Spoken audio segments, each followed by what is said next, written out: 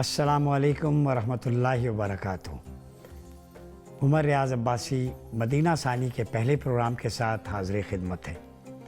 नाज़रीन, हम जानते हैं कि ख़ातमुन नबिय्यीन इमामुल अंबिया हज़रत मोहम्मद मुस्तफ़ा सल्लल्लाहु अलैहि वसल्लम की अज़ीम और बाबरकत तरीन क़यादत में मदीना मुनव्वरा में एक ऐसी रियासत कायम हुई जो वसी तर अग़राज़ व मक़ासिद की हामिल थी।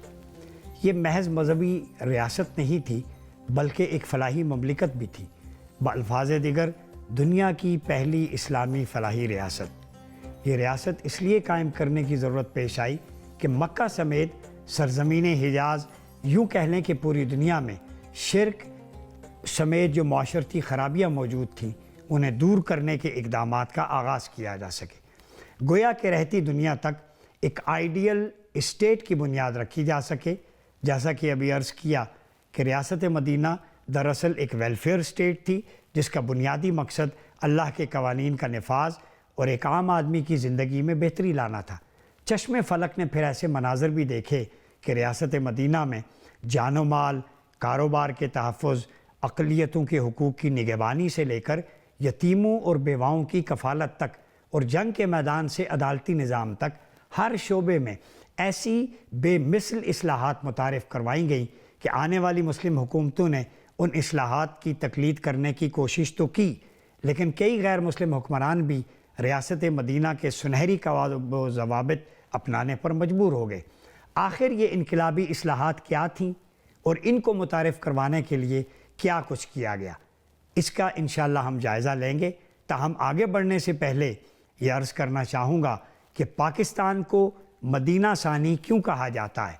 हम जानते हैं कि मदीना मुनव्वरा की शक्ल में सबसे पहली इस्लामी रियासत सरकार मदीना सल्लल्लाहु अलैहि वसल्लम की सरबराही में कायम हुई। फिर कई सदियां बीत गईं, हर दौर में कई न कई मुसलमान हुकूमत मार्ज़ वजूद में आती रही और हस्ब तौफ़ीक इस्लामी निज़ाम के क़याम के लिए मक़दूर भर इक़दामात करती रही।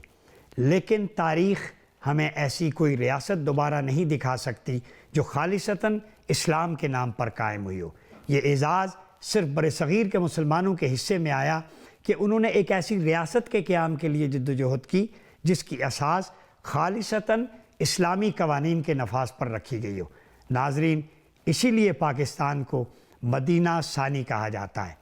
मसला ये है कि सवाद आज़म की ख्वाहिश के बावजूद हम अभी तक ऐसी रियासत कायम नहीं कर सके जहाँ कायद आज़म अलैहिर्रहमा के बकौल मुसलमान खालिसतन इस्लाम के सुनहरी कवानीन के तहत ज़िंदगी गुजार सकें। हमने जो सोचा था बदकिस्मती से वो न कर सके और मदीना की रियासत के आइडियल की बातें तो की जाती हैं, लेकिन हमने अमली तौर पर इस सम्त में बहुत थोड़ा काम किया। अब सवाल ये पैदा होता है कि मदीना सानी अपने फ़राइज़ व मक़ासिद के हुसूल में आकर कामयाब क्यों नहीं हो सका। तो इसकी वजूहात क्या हैं, हम अपनी मंजिल के से क्यों कर भटक गए और इनफरादी नाकामी इसको कहा जाए या बहसियत मजमूई, कहीं ना कहीं हम सब इसके ज़िम्मेदार हैं। इन इक़दामात में जिनके ज़रिए हम दोबारा अपनी समत हासिल कर सकते हैं वो कौन सी चीज़ें हैं जिसको अडॉप्ट किया जा सके, इसी पर हम गुफ्तगू करेंगे। मेरे साथ शुरकाए गुफ्तगू हैं जनाब डॉक्टर ज़ियाउल हक़, आप डायरेक्टर जनरल हैं इस्लामिक रिसर्च इंस्टीट्यूट इस्लामाबाद से।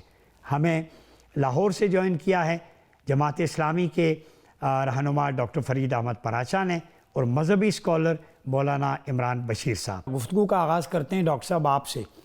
जो रियासत मदीना का कॉन्सेप्ट है जो आप सल्लल्लाहु अलैहि वसल्लम के दौर में एक इंक्लूसिव स्टेट बनी थी और बाद अदा फिर खिलाफत राशिदा में उसकी एक्सपेंशन हुई, इंस्टीट्यूशन बिल्डिंग हुई, तो इन दोनों अदवार को आप किस निगाह से देखते हैं, वो तसव्वुर कैसा था और पाकिस्तान में हम उसको कैसे इम्प्लीमेंट कर सकते हैं?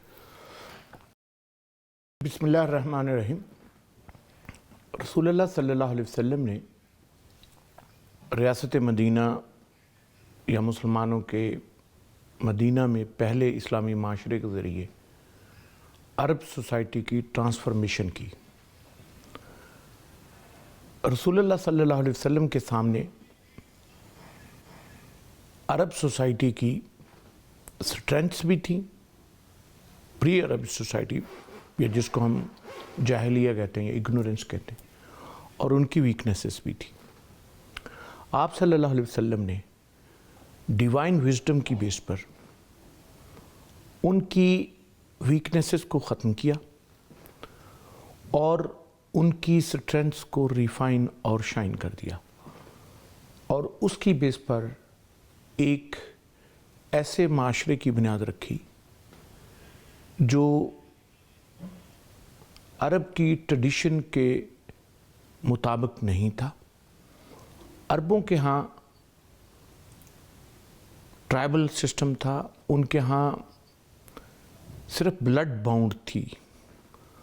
اس بلڈ باؤنڈ کی جگہ رسول اللہ صلی اللہ علیہ وسلم نے ایک ایسے سماج کی بنیاد رکھی جس میں سماج کو جوڑنے والی چیز عقیدہ تھی، لیکن اسی سماج کے اندر دوسرے عقائد کو بھی اکاموڈیٹ کیا گیا۔ یہ ایک انکلوسیو موومنٹ تھی۔ رسول اللہ صلی اللہ علیہ وسلم نے عربوں کی ڈفرینسز کو ڈائیورسٹی میں تبدیل کیا، خوبصورت، ان کے اختلافات کو تنوع میں تبدیل کیا۔ عربوں کے ہاں قبائلی جھگڑے تھے، قبائلی تضادات تھے۔ آپ جانتے ہیں کہ قریش اور قریش کے قبائل کی پھر فردر ڈویژن بنو ہاشم، بنو امیہ، اوس، خزرج، یہاں پہ انصار کی ڈویژن تھی، مہاجرین، یہ انصار، مہاجرین، پھر جو مدینے میں دوسرے ٹرائب تھے جن میں یہودی ٹرائب بھی تھے، اس کے علاوہ کچھ کرسچنز بھی تھے، کچھ ایتھیسٹ ٹرائب بھی تھے۔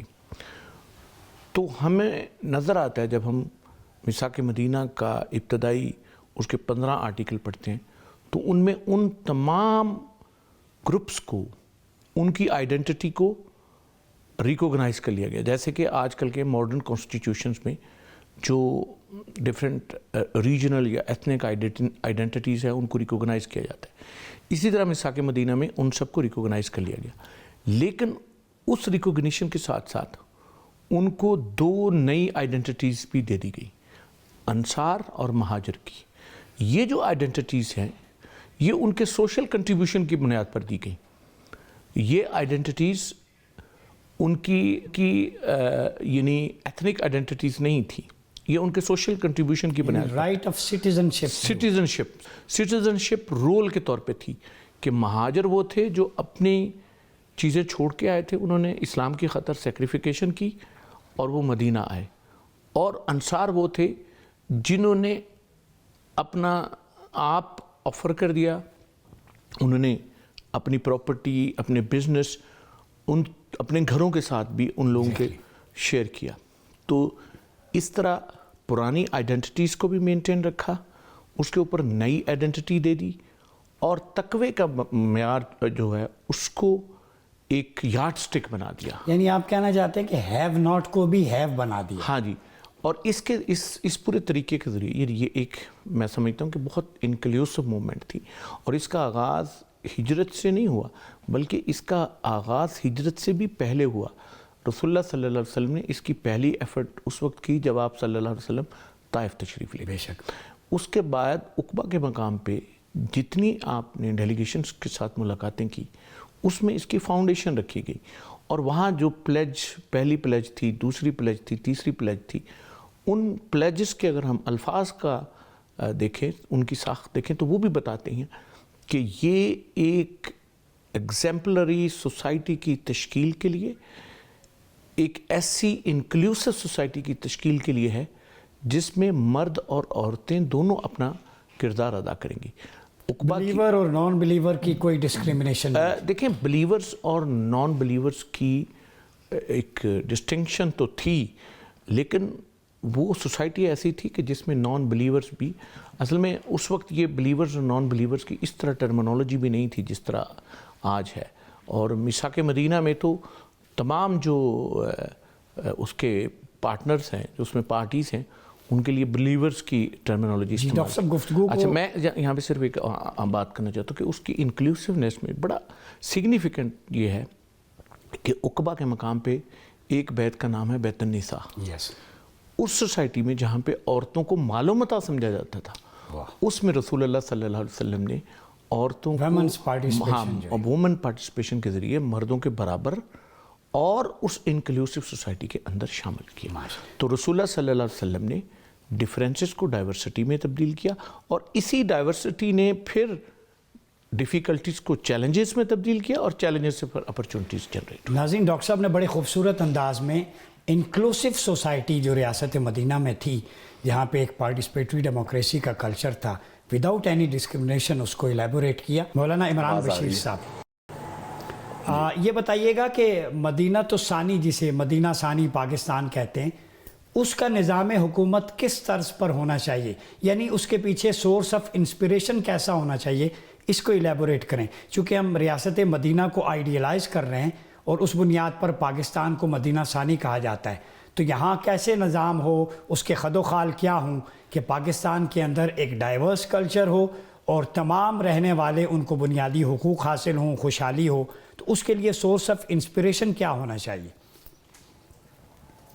بسم اللہ الرحمن الرحیم، نحمدہ و نصلی علی رسولہ الکریم. محترم، گزارش یہ ہے کہ رب نے جیسے زندگی گزارنے کا ایک نظام دیا ہے، ہر انسان چل بھی رہا ہے، دیکھ بھی رہا ہے، پکڑ بھی رہا ہے، سوچ بھی رہا ہے، ایسے ہی لقد کان لکم فی رسول اللہ اسوۃ حسنہ. آقا کریم علیہ الصلوۃ والسلام کی زندگی آئے گی تو مدینہ ثانی ہو یا مدینہ ثالث ہو، یہ خوبصورت بنے گا. اسوہ حسنہ، خوبصورت زندگی، اندر کو حسین بنانا ہے، دیس کو حسین بنانا ہے. تو آقا علیہ الصلوۃ والسلام کی نبوت سے پہلے والی جو خوبیاں، صفات، اور نبوت کے بعد جو اعلان نبوت کیا، جو ان کے اعمال اور ہجرت فرمانے کے بعد کے جو معاملات ہیں، سب سے پہلے تو ان تعلیمات کو عام کرنا چاہیے. میرا اکثر یونیورسٹیز میں، کالجز میں، جیل خانہ جات میں، مختلف طبقات میں جانا ہوتا ہے. یقین کریں کہ خطبہ حجۃ الوداع جو 10 منٹ کا خطبہ ہے، وہ بھی پوچھا گیا نا کہ اس میں 40 کے قریب نکات پیش کیے گئے، وہ کسی کو آتے ہوں تو اس کی بھی اویئرنس تک نہیں ہے. تو سب سے پہلے تو ان تعلیمات کو عام کرنے کی ضرورت ہے، نمبر 1. نمبر 2، مسلمان کی آقا علیہ الصلوۃ والسلام نے کیا تعریف فرمائی، اس کو اتنا عام کریں، اتنا عام کریں کہ یقین کریں کہ ہمیں کسی اور چیز کی ضرورت ہی نہیں رہ جائے گی. آقا علیہ الصلوۃ والسلام سے پوچھا گیا کہ مسلمان رب کے اور آپ کے کاغذوں میں ہے کون؟ تو آپ نے فرمایا المسلم من سلم الناس، جس سے انسانیت کو سلامتی پہنچے. لہٰذا اگر ہم نے مدینہ ثانی، پاکستان کا لفظی ترجمہ ہی مدینہ طیبہ بنتا ہے، جو ترجمہ مدینہ منورہ کا ہے، مدینہ طیبہ کا ہے، پاکیزہ شہر، پاکستان، اس کا لفظی ترجمہ بھی یہی ہے، مدینہ شہر، اچھی ریاست، منورہ، نور والی ریاست، پاکیزہ ریاست. اس ریاست کی بنیاد آقا علیہ الصلوۃ والسلام نے سچائی اور امانت داری کے اوپر رکھی.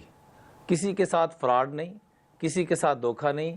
یہ ہمیں اپنی ذات سے شروع کرنا ہوگا. ہمیں حکمران ہیں تو ایز اے حکمران، ایز اے ڈاکٹر ہیں، انجینئر ہیں، اسٹوڈنٹ ہیں، والدین ہیں، پیرنٹ، جو جس شعبے میں، سب سے پہلے ہم یہ کہ اوپر سے کوئی آ کے بیٹھ جائے گا اور وہ نظام چلا لے گا، یہ نہیں ہوگا.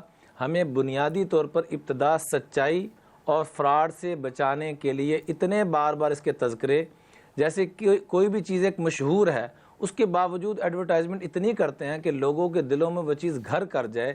ایسے ہی ہمیں آقا علیہ الصلوۃ والسلام کی زندگی کے بار بار تذکرے، سچائی، امانت داری. اس کے بعد آپ جب ہجرت فرما کر اتنی قربانیاں کر کے تشریف لاتے ہیں مسجد جمعہ جو مدینہ منورہ میں، جہاں آپ علیہ الصلوۃ والسلام نے آ کے پہلا جمعہ ارشاد فرمایا اور 10 منٹ کا خطبہ ارشاد فرمایا، وہ خطبہ میں بڑے ادب سے گزارش کروں گا کہ ہم سب کو وہ خطبہ پڑھنا چاہیے. اس کی ایک بات میں، چونکہ مختصر وقت ہے، عرض کر کے آگے چلوں گا. جی ایک بات اس کی عرض کروں گا کہ اب سب جانثار بیٹھے ہوئے ہیں، خود سچے ہیں، امانت دار ہیں، صابر ہیں، برداشت کرتے ہوئے آئے. سامنے اپنا پورا قافلہ بیٹھا ہوا، اپنی فوج بیٹھی ہوئی ہے. ایک جملہ بھی شکوے کا نہیں ارشاد فرمایا کہ مجھے لوگوں نے یوں ستایا، میرے ساتھ یہ سلوک کیا. ان چیزوں کو اپناتے ہوئے ایسا میثاق مدینہ قائم کیا جو ہمیں یہاں بھی ضرورت ہے، یونٹی کی، اتحاد کی، اتفاق کی. آج ہم ایک لفظ بولتے ہیں قبلہ، میجارٹی اور منارٹی، اقلیت اور اکثریت کا ہم ایک لفظ بولتے ہیں. آقا علیہ الصلوۃ والسلام نے ہمیں جو نام دیا تھا، اگر ہم اس نام پر آ جائیں تو ہمارا مدینہ الثانی واقعتاً مدینہ الثانی بن سکتا ہے۔ وہاں پر نام دیا گیا تھا ذمی کا، کہ یہ ہمارے ذمے ہو گئے، ان کے حقوق پورے کرنا ہمارے ذمے ہے، ان کے تمام حقوق پورے کرنا ہمارے ذمے ہے۔ اس کی اتنی مضبوط بنیاد ڈالی کہ آج جس مسلمان سے پوچھیں سمرقند بخارا کی کیا اہمیت ہے تو سب کے سامنے ہے وہ کیسے وجود میں آیا۔ اس بنیاد کو جس کو آقا کریم علیہ الصلوۃ والسلام نے ذمی والی بات اور ذمی کے حقوق کو جو پیش کیا گیا کہ جو غیر مسلم ہیں ان کے حقوق کس حد تک ہم نے پورے کرنے ہیں۔ انشاءاللہ اس کو آگے ایکسپینڈ کرتے ہیں، آپ کو پوائنٹ آ گیا۔ نان مسلم مائنورٹیز کی آپ بات کر رہے ہیں، ان کے رائٹس کی گفتگو کا سلسلہ آگے بڑھاتے ہیں۔ ڈاکٹر فرید پراچا صاحب ہمارے ساتھ موجود ہیں۔ ڈاکٹر صاحب یہ بتائیں کہ جو ماڈرن ویلفیئر سٹیٹس ہیں، دنیا کی جدید ریاستیں، اگر ان کو انالائز کیا جائے تو اس کے مقابلے میں ہم مدینہ ثانی یعنی پاکستان کو کہاں دیکھتے ہیں؟ چونکہ دنیا میں عمر لاز بھی ہیں، سوشل ویلفیئر، جسٹس کا، ایکویلٹی کا سسٹم جو ریاست مدینہ میں آپ صلی اللہ علیہ وسلم نے دیا تھا وہ مغربی ممالک میں ہمیں زیادہ نظر آتا ہے۔ ڈسپلن ہو، ٹروتھفلنیس ہو، ٹھیک ہے، ڈسپیرٹی ہو، ڈائیورسٹی ہو، تو آپ پاکستان کو کہاں دیکھتے ہیں ماڈرن ویلفیئر سٹیٹس کے مقابلے میں؟ اچھا، بسم اللہ الرحمن الرحیم۔ پہلے تو میں شکر گزار ہوں کہ آپ نے اس پروگرام کا نام ہی مدینہ ثانی رکھا ہے۔ گویا کہ پاکستان کا جب ہم تذکرہ کریں گے اور اس کے ساتھ اسے مدینہ ثانی کہیں گے تو اس کے مقاصد بھی، اس کی اہمیت بھی، اس کی افادیت بھی، اس کی مقصدیت بھی خود بخود واضح ہوگی۔ اور یہ بات واضح ہوگی کہ جیسے مدینہ منورہ کی اسلامی ریاست ایک نظریے اور عقیدے کی بنیاد پر لِیُظْہِرَہُ عَلَى الدِّینِ کُلِّہ، اس کی بنیاد پر وہ قائم ہوئی تھی، اسی طرح پاکستان کی ریاست بھی، پاکستان کا مطلب کیا، لا الہ الا اللہ، اس کی بنیاد کے اوپر قائم ہوا۔ جہاں تک تعلق ہے تو اللہ کے نبی صلی اللہ علیہ وسلم نے جو اپنا اور اپنی ریاست کا منشور دیا اور اس کا آئیڈیا دیا وہ بڑا واضح تھا۔ جب آپ نے کوہ صفا پہ چڑھ کر پہلا خطبہ آپ نے ارشاد فرمایا اور تمام اہل شہر موجود تھے تو آپ نے ان کے سامنے اعلان نبوت کرنے سے بھی پہلے خود اپنی کتاب زندگی پر آپ نے گواہی لی اور آپ نے ارشاد فرمایا کہ لَقَدْ لَبِثْتُ فِيكُمْ عُمْرِي، میرے شہر کے لوگوں میں نے تو عمر تمہارے درمیان گزاری ہے، هَلْ وَجَدْتُمُونِي صَادِقًا أَوْ كَاذِبًا، مجھے سچا پایا ہے یا جھوٹا؟ تو سارا شہر گواہی دے رہا ہے کہ جربناک مرارا ووجدناک صادقا وامینا، اے عبداللہ کے در یتیم اور آمنہ کے لال، ہم بار بار آپ کو آزماتے رہے ہیں اور ہمیشہ آپ کو صادق و امین ہی پاتے رہے ہیں۔ یہ صادق اور امین ہونا یہ ایک فلاحی ریاست کا، ایک ویلفیئر ریاست کا کہ وہ بنیاد ہے کہ جس کو آپ نے پہلے خطبے میں ارشاد فرمایا۔ پھر آپ نے جو اپنی ریاست کا تعارف کروایا، وہ تعارف جسے آپ منشور کہہ سکتے ہیں، آپ نے ارشاد فرمایا قولوا لا الہ الا اللہ تفلحوا، لوگو تم لا الہ الا اللہ کہو فلاح پا جاؤ گے۔ اور فلاح کا تصور اسلام کے اندر یہ ہے کہ ربنا آتنا فی الدنیا حسنۃ وفی الآخرۃ حسنۃ، یعنی دنیا کی بھلائیاں بھی مل جائیں اور آخرت کی بھلائیاں بھی مل جائیں۔ یہ دوسرا اہم ترین تعارف تھا اس فلاحی ریاست کا۔ تیسرا تعارف یہ تھا کہ اے لوگو کلمہ پڑھ لو، تمہاری غلامی کی زنجیریں ٹوٹ جائیں گی۔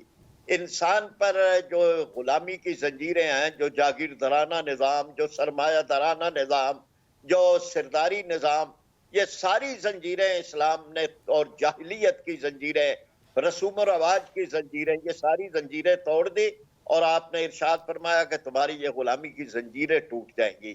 پھر آپ نے اس کا ایک انٹرنیشنل تصور، عالمی تصور دیا کہ لوگوں یہ کلمہ پڑھ لو، عرب و عجم تمہارے زیر نگی ہو جائیں گے۔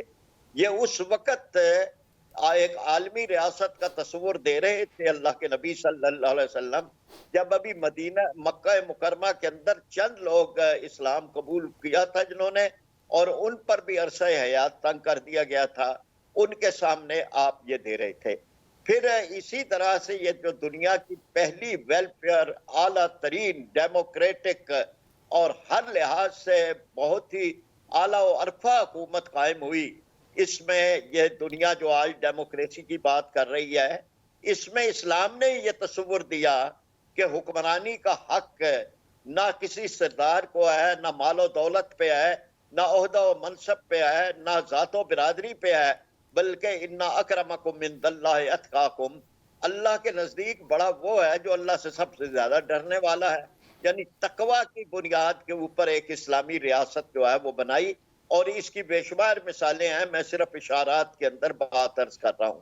پھر اس کے بعد آپ صلی اللہ علیہ وسلم نے جو ریاست مدینہ منورہ کی قائم کی، اس ریاست کا ایک تصور یہ تھا کہ ایک عورت صنعاء سے لے کر حضرموت تک جائے گی سونا اچھالتے ہوئے. سونا اچھالنے کا مطلب خوشحالی ہے کہ خوشحالی آئے گی اور اچھالتی ہوئی جائے گی، اور اللہ کے علاوہ کسی اور کا ڈر نہیں ہوگا، اور یہ امن ہے کہ یہ امن قائم ہوگا، اور یہ ہوا. یعنی ایک لحاظ سے جو آج کی جدید ترین ریاستیں ہیں، اسی لیے جیسے آپ نے بھی کہا کہ اسکینڈینیوین کنٹریز میں انہوں نے اپنے سوشل ویلفیئر کے نظام کا نام عمر لاز رکھا ہوا ہے. جی بالکل. یہ عمر رضی اللہ تعالیٰ نے یہ قوانین دیے کہ جو بچہ پیدا ہوتے ہی بیت المال سے غریب آدمی کا وظیفہ لگ جائے، اور اسی طرح سے ہر آدمی کی کفالت ریاست کرے گی. اگر کوئی غریب ہے، اگر بے روزگار ہے، اگر بوڑھا ہے، اگر جو ہے وہ کسی بھی حیثیت میں ہے، تو اس کی کفالت ریاست کرے گی. تو یہ ایک بہترین دنیا کی. لیکن اب جو مدینہ ثانی جس جو آپ کا سوال تھا، وہ ہمیں اس طرح نظر نہیں آ رہا. یہاں تو مہنگائی ہے، بے روزگاری ہے، لوگوں کو نان شبینہ کا محتاج کیا گیا ہے، بجلی کے بل، گیس کے بل، یعنی ایک انسان کی زندگی کو اذیتوں میں مبتلا کر دیا گیا ہے. تو یہ مدینہ منورہ کی ریاست کی جھلک نہیں ہے. وہاں کوئی بھوکا نہیں سوتا، وہاں ریاست کفیل ہوتی ہے. یہاں ریاست نے تو لوگوں کو چھوڑ دیا ہوا ہے، اور مہنگائی اور IMF اور قرضے اور شاہانہ. ڈاکٹر صاحب آپ کا پوائنٹ آ گیا. ہم چھوٹا سا ایک بریک لیں گے. آپ نے بات کی ریاست حقوق و فرائض کی، عوام کو ان کے حقوق، انصاف ان کی دہلیز تک پہنچنا چاہیے. یقیناً ریاست مدینہ کا وہ ماڈل جو آپ صلی اللہ علیہ وسلم نے دیا تھا، اس کی روشنی میں ہم آگے بڑھ سکتے ہیں. وقت ہوا ایک چھوٹے سے بریک کا. بریک کے بعد آئیں گے تو ڈاکٹر ضیاء الحق سے اپنی گفتگو دوبارہ شروع کریں گے.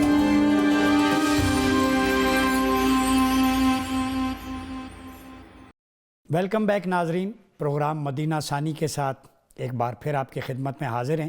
بریک سے پہلے ہم گفتگو کر رہے تھے کہ ریاست مدینہ کا ماڈل پاکستان میں کیسے امپلیمنٹ ہو سکتا ہے. چونکہ پاکستان کو ہم مدینہ ثانی بنانے کی بات کر رہے ہیں، تو ڈاکٹر صاحب اس کو مثالی حکومت بنانے کے لیے ایک تو یہ بتائے کہ انڈیویجول کا اور سوسائٹی کا آپس میں ریلیشن کیا ہونا چاہیے، اور دوسرا اسے انکلوسیو کیسے بنایا جا سکتا ہے. مختلف قومیتوں کے لوگ ہیں، مختلف مذاہب کے، مسالک کے، کہ ایک ایسا کلچر ہو جس کے اندر ہارمنی بھی ہو، ٹالرنس بھی ہو. چونکہ آپ نے پیغام پاکستان نیریٹو پہ بہت کام کیا ہے، وہ فتویٰ جس میں more than 1000 اسکالرس کے سگنیچرز ہیں، جو نان وائلنٹ موومنٹ ہے ایک طرح کی، کاؤنٹر نیریٹو ہے ٹیررزم ایکسٹریمزم کا. تو پاکستان کو پیسفل انکلوسیو سوسائٹی مدینہ کی طرز پہ کیسے بنائیں، اور فرد اور معاشرے کا آپس میں ربط کیسے ہو؟ دیکھیں، ایک بات تو ہمیں سمجھنے کی ضرورت ہے، جیسا سماج ہوگا ویسی حکومت ہوگی. اور ڈیموکریسی میں تو حکومت آتی ہی سماج سے. ایک مثالی حکومت اور مثالی ریاست کے لیے دو چیزوں کی ضرورت ہوتی ہے. ایک اس کے پاس ایک مثالی سوشل کانٹیکٹ موجود ہو،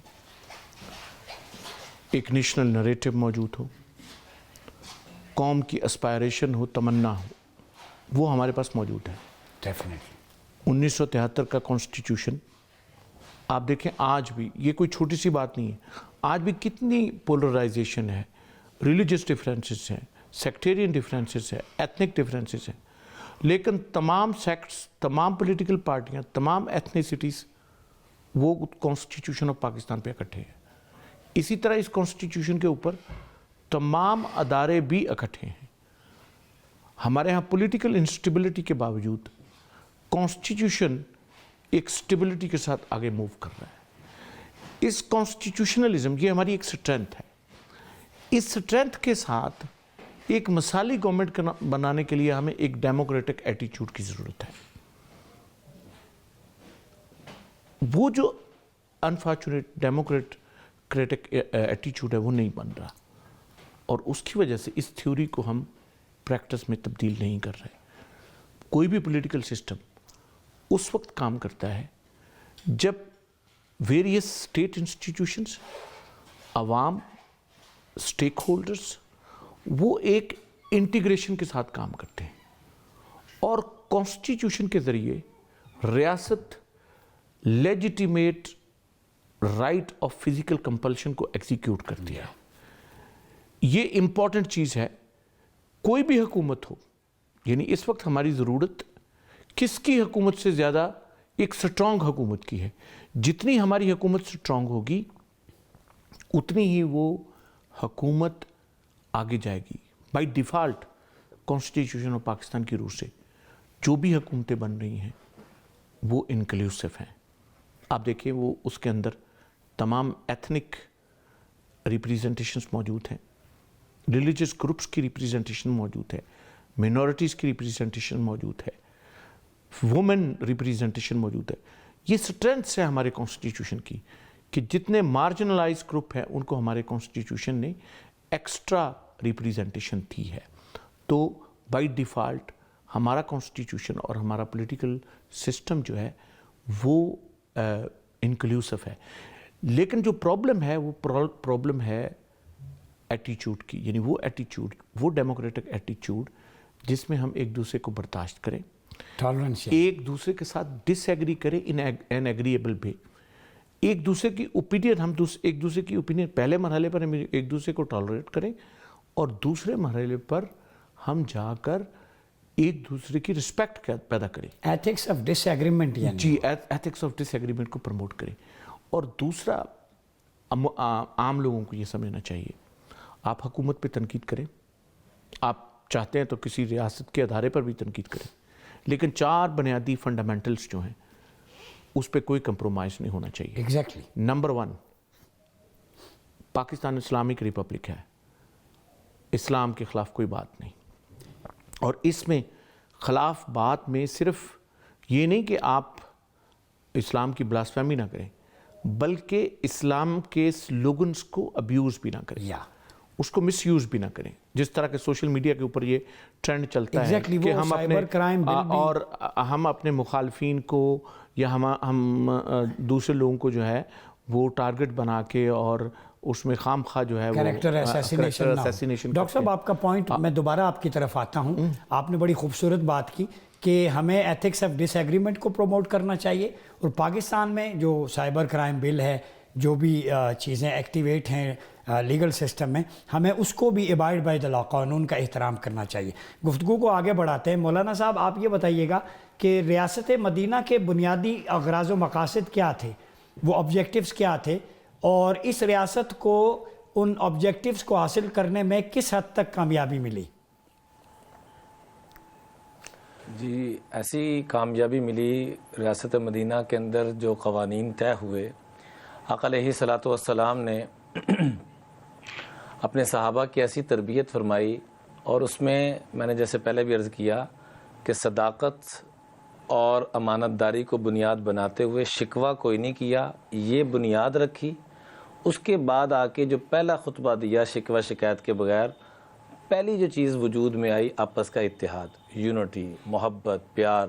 ذمی لوگوں کو جو آج ہم اقلیت اور اکثریت کا جملہ بولتے ہیں, آقا علیہ الصلوۃ والسلام نے ذمی کا لفظ بولا, اور آج ہمیں یہ لفظ چینج کرنا چاہیے. میری ریکویسٹ ہے, اس سے محبت بڑھے گی کہ یہ ہمارے ذمے میں آتے ہیں, ہمارے ذمے ہیں ان کے تمام حقوق پورا کرنا.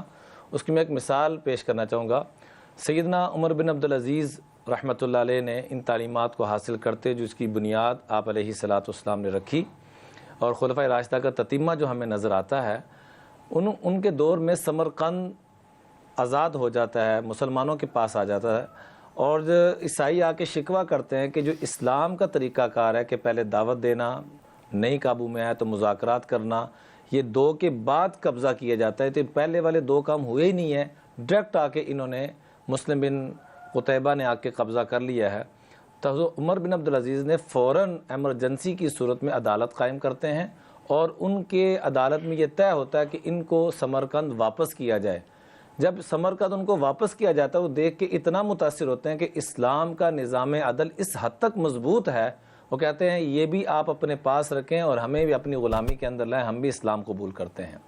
سیدنا عمر فاروق رضی اللہ تعالیٰ عنہ عملاً اس عدل کو اس حد تک قائم کیا کہ زمین تھوڑا سا خلاف چلتی ہے, روٹین سے ہٹ کے چلتی ہے, زلزلہ آتا ہے تو کوڑا مار کے کہتے ہیں اسکنی یا ارض انی عادلہ, کیا میں تیرے اوپر عدل نہیں کر رہا ہوں. ہمیں ان حضرات کی ہسٹری کو پڑھنا ہوگا اور اپنے گریبان کو جھانکنا ہوگا کہ ہم کہاں سٹینڈ کر رہے ہیں. جی آپ کا پوائنٹ آ گیا عمران صاحب, ہم اس گفتگو کو دوبارہ آپ کی طرف آئیں گے. میں چلتا ہوں ڈاکٹر فرید پراچا صاحب, یہ بتائیے کہ موجودہ پارلیمانی نظام پاکستان کو مدینہ ثانی میں بنانے میں معاون رہا ہے یا اس میں رکاوٹ پیدا کر رہا ہے, جو ویلفیئر اسٹیٹ کا کانسیپٹ ہے اس میں, آپ کیا سمجھتے ہیں؟ دیکھیے 2-3 چیزیں اس سلسلے میں ہیں. پہلی بات تو یہ ہے کہ اسلامی ریاست میں حاکمیت اعلیٰ اللہ رب العالمین کی ہے, اور قرآن پاک میں جو بیان کیا گیا ہے ایک اسلامی ریاست کا تصور ہے وہ ہے اطیعوا اللہ و اطیعوا الرسول و اولی الامر منکم. اللہ کی اطاعت کرو, اللہ کے رسول کی اطاعت کرو اور اولی الامر کی اطاعت کرو جو تم میں سے ہوں.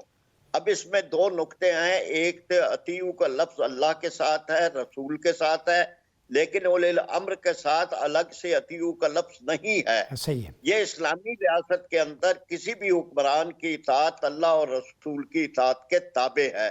پھر منکم تم میں سے ہوں, علیکم تمہارے اوپر مسلط نہ ہوں. یہ اسلام میں منکم کا تصور دیتا ہے. اس کے لیے جو بھی نظام ہو اس میں پارلیمانی نظام بھی ہو سکتا ہے, صدارتی نظام بھی ہو سکتا ہے. اصل میں تو اسلام کا نظام خلافت ہے, لیکن اس کے لیے جو بھی مراحل ہیں ان میں ہم پارلیمانی نظام بھی کر سکتے ہیں, صدارتی بھی کر سکتے ہیں. لیکن ہمارے ملک کے جو تجربات بیان کرتے ہیں وہ پارلیمانی نظام کے لیے زیادہ سازگار ہے. یہ پارلیمانی نظام کی بنیاد قرآن پاک میں ہے, وَأَمْرُهُمْ شُورَى بَيْنَهُمْ, ان کے معاملات آپس کے مشورے سے ہوتے ہیں. یہ جو مشورے کی پلیٹ فارم ہے یہ پارلیمنٹ ہے. جی پراچا صاحب, آپ کا پوائنٹ آف ویو آ گیا. میں اپنے تینوں معزز مہمانوں کا شکریہ ادا کرتا ہوں کہ انہوں نے اپنے قیمتی وقت سے نوازا.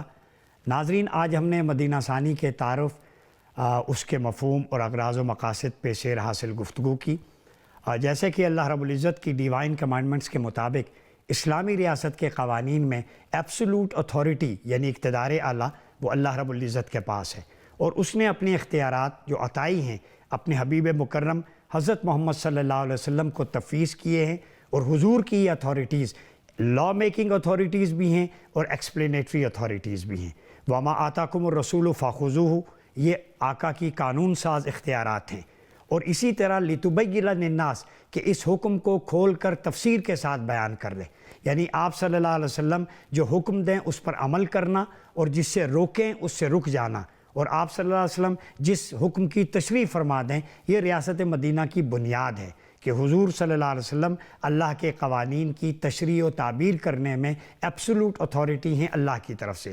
ہم نے دیکھا کہ ریاست مدینہ میں جہاں عدل و انصاف تھا, مہاجرین اور انصار, ہیو اور ہیو ناٹ کی تھیوری, ایک سوشو اکنامک آرڈر آپ صلی اللہ علیہ وسلم نے ڈیولپ کیا. تعلیمی میدان میں صفا کا انسٹیٹیوٹ ڈیولپ کیا. لیڈرشپ میں سیدنا ابو بکر صدیق, سیدنا عمر فاروق, عثمان غنی اور سیدنا علی کرم اللہ وجہ الکریم جو قیادت میں, جو ایڈمنسٹریشن میں, جو حیا میں, علم میں, تدبیر میں اپنی مثال آپ تھے. پھر چشم فلک نے دیکھا کہ خلافت راشدہ میں جو ریفارمز ہوئی وہ ریاست مدینہ کا تسلسل تھی. سیدنا عمر کے دور میں اولیات عمر کو ہم دیکھ لیں کہ جس طرح انسٹیٹیوشن بلڈنگ ہوئی اس نظام پر جو آپ صلی اللہ علیہ وسلم نے دیا تھا, پولیس کا نظام ہو, فوجی محکمے ہوں, بیت المال ہو, احتساب کا نظام ہو, یہ ریاست مدینہ کی ایکسپینشن تھی.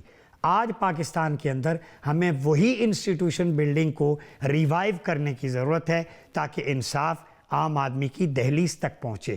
ہر شخص کو اظہار رائے کی آزادی ہو, ہر شخص کو اپنے عقیدے کے مطابق عبادت کرنے کی آزادی ہو, ہر شخص کو right of life, job, wealth, प्रोगेंसी citizenship हो, जो कॉन्स्टिट्यूशन ऑफ मदीना, मिसाक मदीना में जो रियासत मदीना का दस्तूर था उसमें दर्ज हैं, उसी का हुस्न यहाँ पर नज़र आए। आज पाकिस्तान में आर्टिकल 38 में वो सारी प्रोविजंस मौजूद हैं, आर्टिकल 1 to 9 में मौजूद हैं, सिर्फ ज़रूरत इस अमर की है कि उसको नफाज किया जा सके।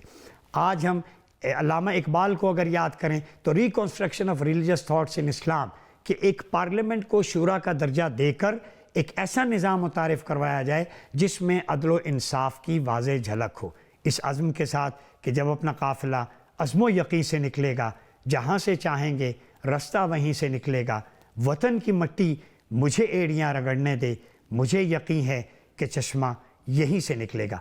प्रोग्राम का वक्त ख़त्म हुआ, अपना बहुत ख्याल रखिएगा। अल्लाह हाफ़िज़।